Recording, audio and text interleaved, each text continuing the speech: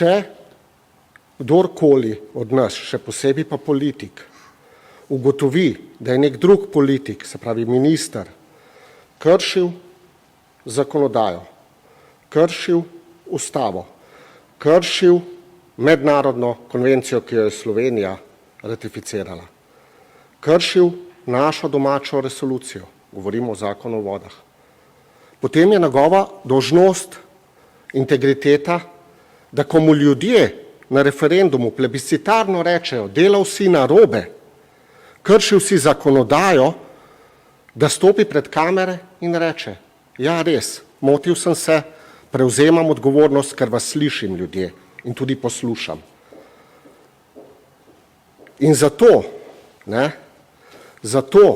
me ne bo nihče prepričal, da mora biti LMŠ, Brane Golubović, tiho, ker nima 46 glasov v parlamentu za to, da lahko pade minister, ki je kršil zakonodajo, ki je kršil korporativno pravo, ki se danes govarja na neko lepljenko.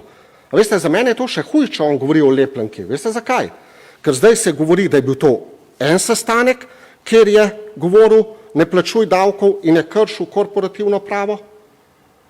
Če je pa lepljenka, pa pomeni, da ima človek modus operandi, da na različnih dogodkih v različnih časih te stvari svetuje. In ni več normalno. In zato ne moramo biti tiho in zato moramo opozarjati kljub temu, da v parlamentu nimamo 46 glasov. Ker ko si tiho, se lahko samo še luč ugasne in nič drugega.